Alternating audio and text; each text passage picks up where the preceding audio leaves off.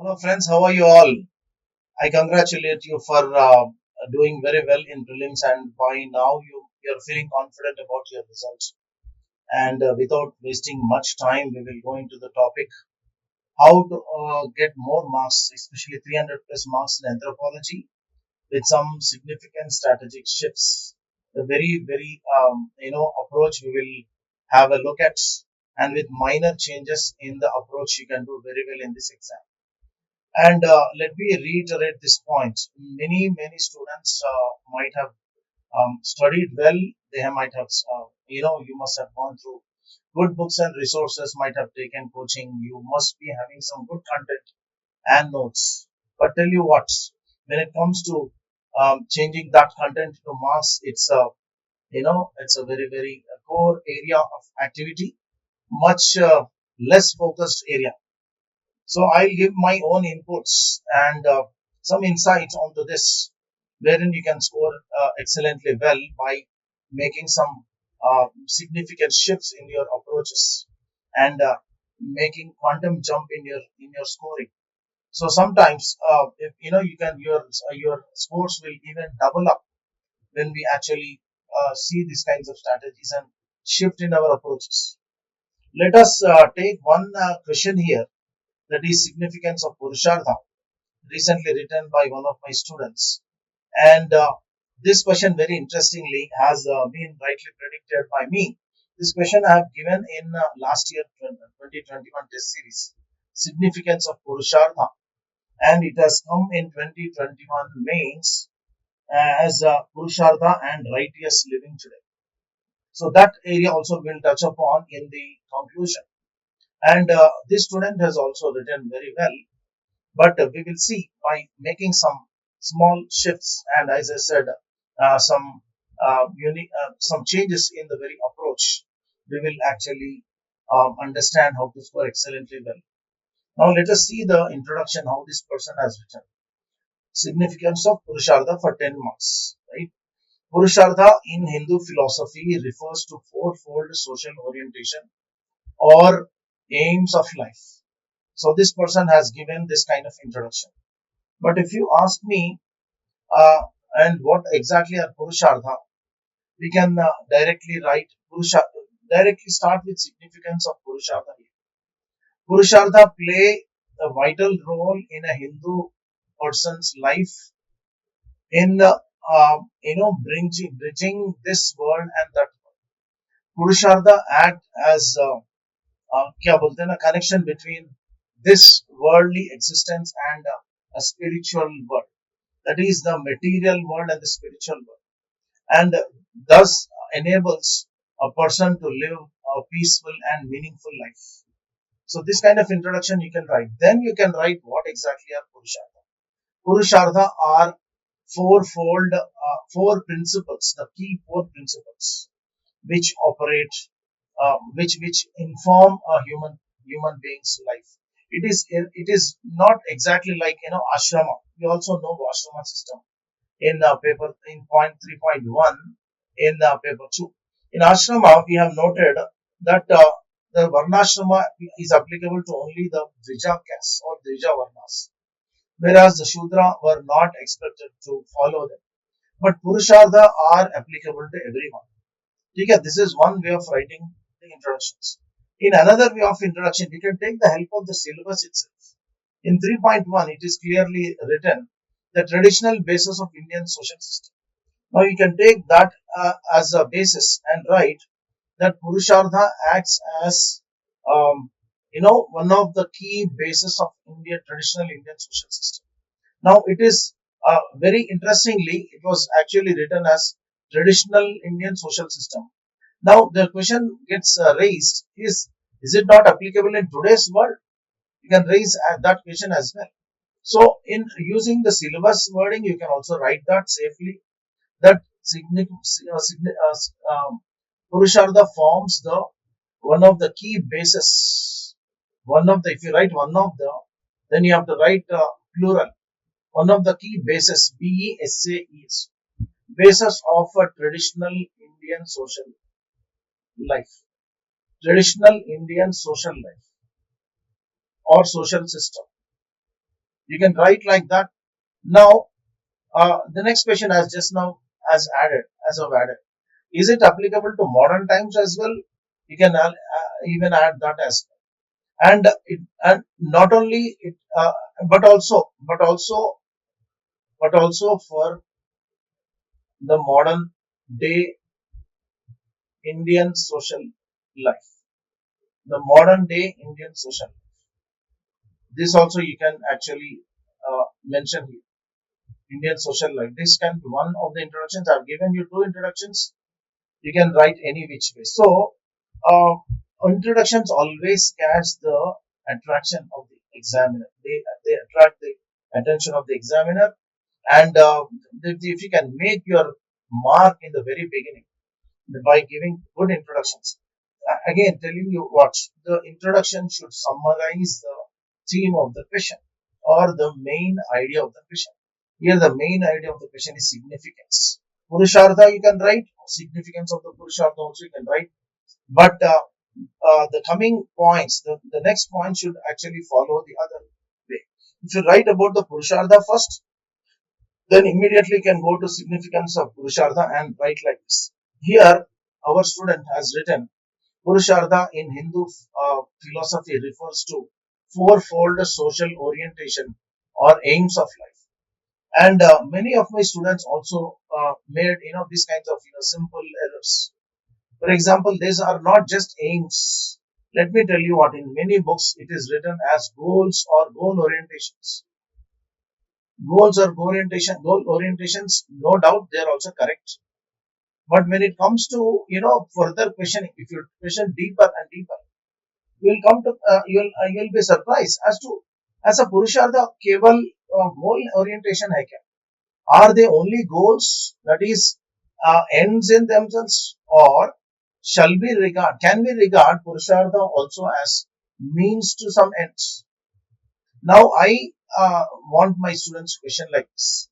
Purushartha, according to me, are also means to some ends and ends in themselves. There are certain principles. Now, if you're writing Purushartha like this person has done, Purushartha in Hindu philosophy refers to fourfold social orientation. We have added one introduction in that we said it forms one of the key bases of the traditional Indian social system, also applicable to modern day. That is one thing. Second, you can write like this. Purushartha refer to certain key principles in the Indian social life, which permeate the both means and the ends kind of ideas. Purushartha serves as means to certain ends to achieve certain goals in life, but also sometimes Purushartha act as goals in themselves. For example, now the next logical question comes: what are these Purushartha? Having said this, the Purushartha are nothing but Dharma, Artha, Kama, Moksha. In these four, the first three are called as Trivarga. You have to mention that very clearly. ठीक है? Trivarga बोल सकते हैं इसको. What are these? Trivarga means Dharma, Artha, Kama, Moksha. You have to write all these three: Dharma, Artha, and Kama, not Moksha. Sorry. Moksha is the ultimate goal in life. In fact, even very interestingly, you can even take that as a means also. I'll come to that when we go to Moksha individual. But before going to Moksha, there are three Trivargas to be followed by, first of all, understood by a Indian. Here, this is, I mean, traditional Indian means usually the Hindu way of life. Of course, later also these kinds of, even today, as I said, in modern life as well, Purushartha are applicable to every human being. Now, coming to the first three, Dharma, Artha, Kama, Moksha. Now, here you see how the person has written. Let us see how this person wrote. Significance of Purushartha. Yes, directly come to the point. It harmonizes the desire for long honors. Somehow he missed one word. Can you guess? Easily you can guess. I will just round up that. Here, the person has written long honors. For the second word long, you replace that with the word life. It harmonizes the desire for long life on earth. In fact, how should this, I should say, I mean, you should put it in this way. instead of writing harmonizes. It enables a person to lead a long and peaceful life, as I said, um, which which actually results in a meaningful life. Meaningful life is more important than satisfying life. Completely, क्या बोलते हैं ना, fulfilling life. The life should be fulfilling, even in every sense, not only the biological desires as clearly mentioned in the karma. Then the ardha, not only because ardha is a means for ends. That is the reason I told you in the very beginning. This cannot be taken as goals in themselves. Ardha is a means to some ends. With ardha, you can do many things, right? Here you can even write the Grihastha Ashrama. Here, the originality you can expect here is, of course, this person has missed that. The in the Grihastha Ashrama, in the Grihastha Ashrama, the Grihastha, right, the Grihastha can fulfill all his or her desires, especially material kind of desires through ardha. His biological desires he can fulfill with karma. Now, okay, let us again go into this second point. Dharma, he has directly come to dharma. Dharma, I'm also going to discuss dharma in a while. Dharma regulates conduct of a person throughout his or her life. Via, he said, via recognizing rights and duties as a human being, right? He is saying dharma is, that is, it guides the person's life. So you should write, it regulates, instead of writing regulating, you can use the word guiding or informing. See how you can add weight with your words.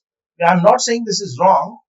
That's replacing one word with a more meaningful expression or a word can fetch you more marks and attract, give more weight to your answer because you are directly hitting the nail on its head. Okay, dharma informs the other things. Inform means it is there in every facet of human life.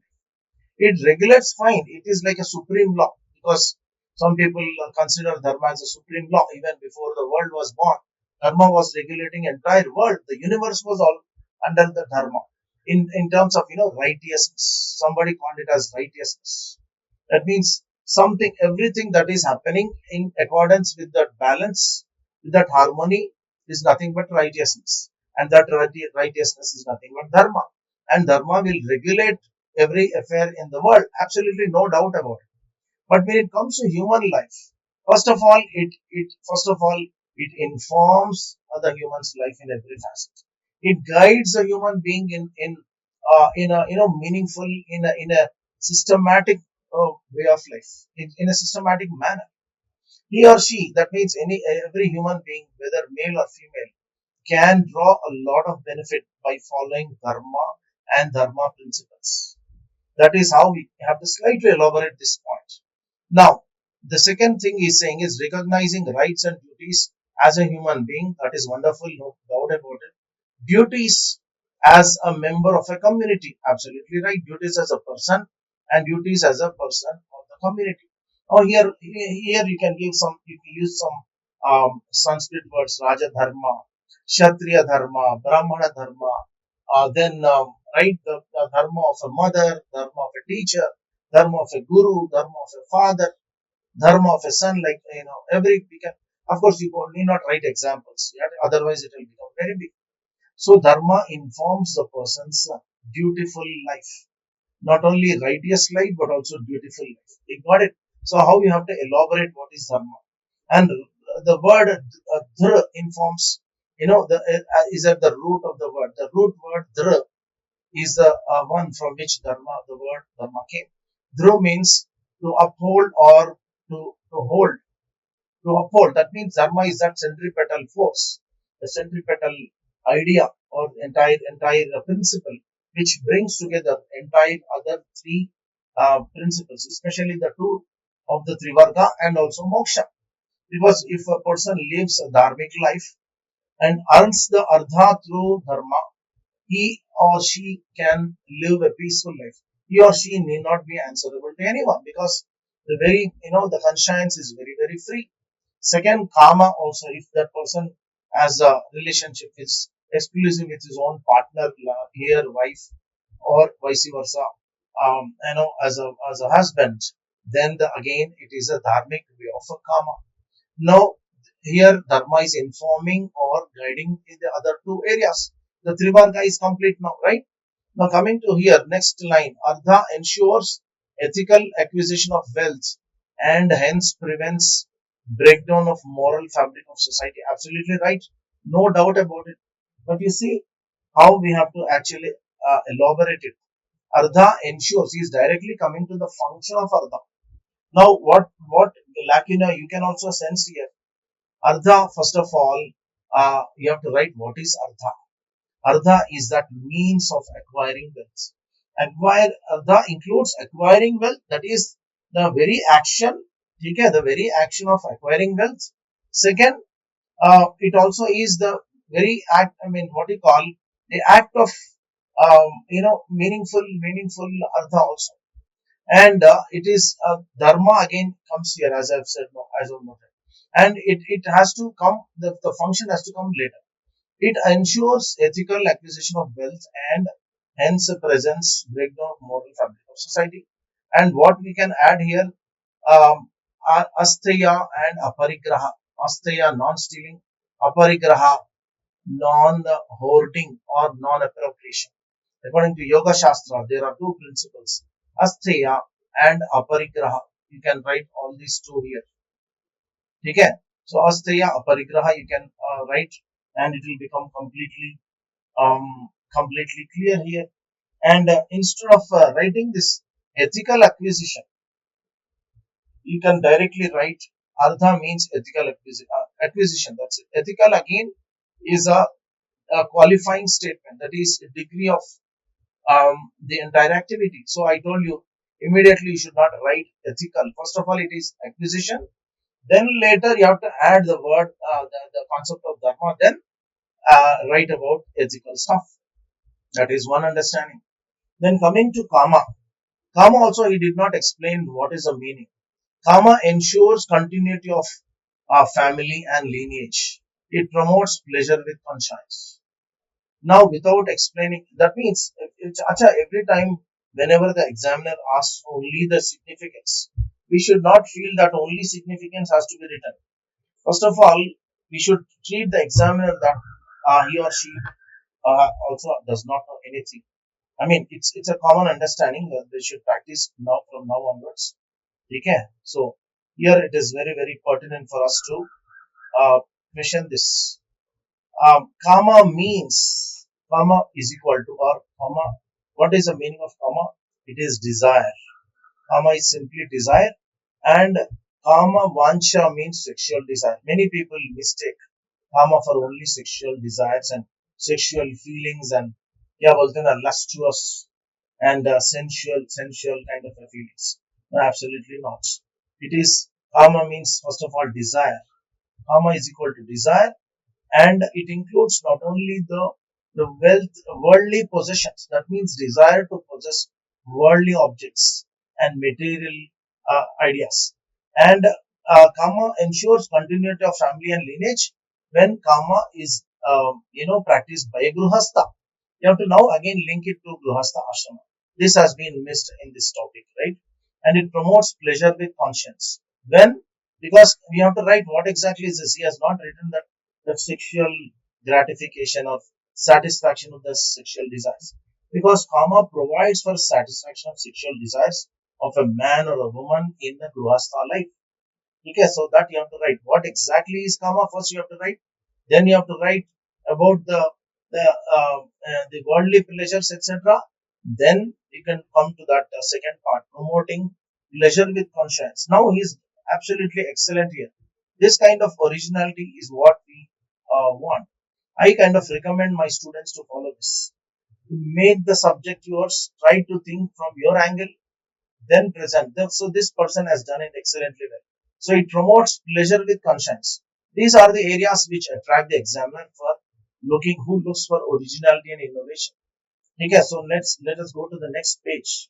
And what he writes here is about moksha. Moksha gives a motivation for good deeds. Yes, directly again he has come to moksha. What exactly is moksha? He has not mentioned. You have to mention what exactly is moksha. Moksha is equal to salvation or simply liberation from the endless cycle of births and deaths, something like the Vedanta as popularized by Adi Shankaracharya, right? Endless liberation from endless cycle of births and deaths. Never right cycles. It's only one cycle. You got it? Endless from endless cycle of. Now births and deaths are more. The cycle is only one. Okay, so never write endless cycles. It is only cycle of how many we don't know, how many births and deaths according to Hindu philosophy, according to Vedanta, according to Bhagavad Gita, and many texts and scriptures. Births and deaths are like a cycle, and in Adi Shankaracharya's words, Punarapi Jananam, Punarapi Maranam, Punarapi Janani Jathare Sayanam. That means Punarapi means another time. Punarapi Jananam, that means you are taking birth again. Punarapi Maranam, dying again. Punarapi Janani Jathare Sayanam. Janani matlab mother, Jathare matlab mother's womb, and Sayanam, you are sleeping like a boy, like a Sayanam, enjoy happily sleeping in the mother's womb. It may be an insect also, it may be a snake also, it may be something like a tree, it may be anything. The form is different, but there is no escape for the soul. The soul continuously enters into this endless cycle of births and deaths. To escape from this, so kind of the journey or this transmigration of soul from one body to the other and from endless cycle of deaths and births, the salvation is required and it is practiced. It is to be practiced in which ashrama? Now, if you are very much clear on this syllabus, you can go to other dimension, other basis of Indian traditional lifestyle.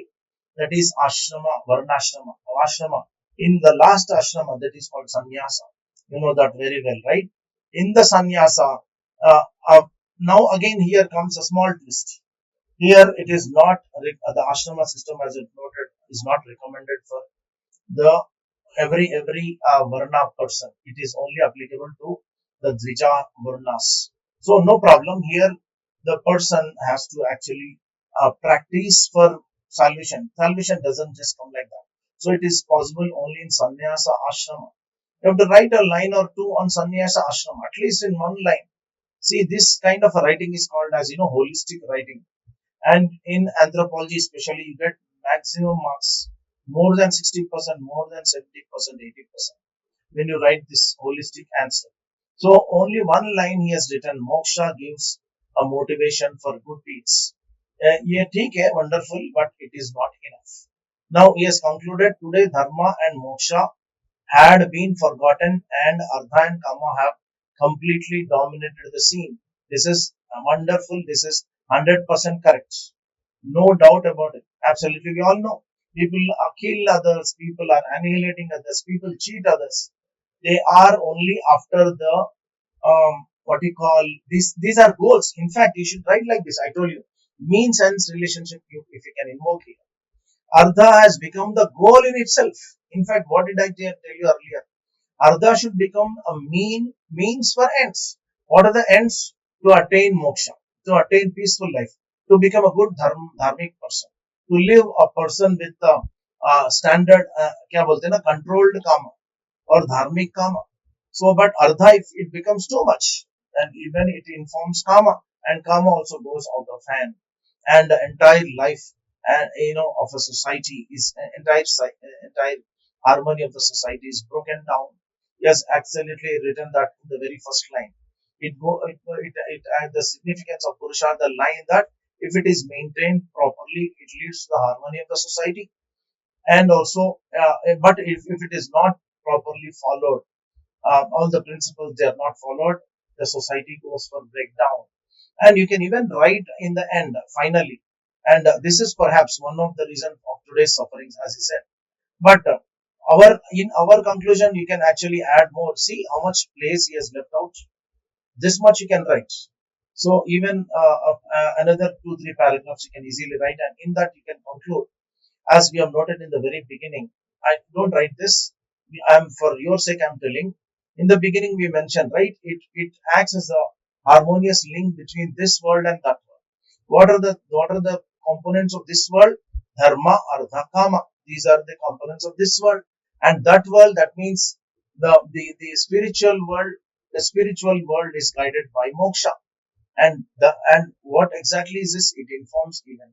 It includes even the other world, right? Significance of Purushartha lie in that they act as a link between this world and that world. And not only that, it actually maintains an excellent kind of, harmony between individual and society. We have not touched upon this point actually. You can write this in the beginning or in the end also, no problem. Individual and society are in harmony, right? Everybody is in harmony. Not only this world and that world are in harmony. So Purushartha, if they are taken as only principles or goals, this is not possible. Please, I request you to again question a lot before you accept anything, because many books in the market has actually they have not correct question this. I mean, of course, I'm just putting my ideas here. You can agree with me, you can disagree with me. It's up to you. But Purushartha also means to some ends. And with these means, people can live happy and meaningful life and satisfying life. So like this, you can conclude very easily. And I will give some more points here, one or two points. Most of the points I've covered. And yeah, the present society you can apply like how he has asked in 2021, Purushartha and righteous living today. So you can apply all this directly. You can come to today's life. If you first you have to write about the Purushartha, all the four Purushartha, and now take one by one Purushartha and apply today to today's world like Dharma. Whether Dharma it is completely for is being followed by people, individuals and society. Now sometimes society itself, entire group of people are resorting to adharmic means. We can examine that. Then Ardha has become the end itself. Ardha has never has lost its significance as means. Whereas everybody, all the great philosophers in this country, right from Adi Shankaracharya to Buddha, Adi Shankaracharya, Vivekananda, Gandhiji, and other great philosophers and great people, they have told that Ardha should only be used as means to some ends. It should not become an end. This is an excellent point. It will, to write this point, no, this will become the center point of everything. Excellent point will be, making in your answer.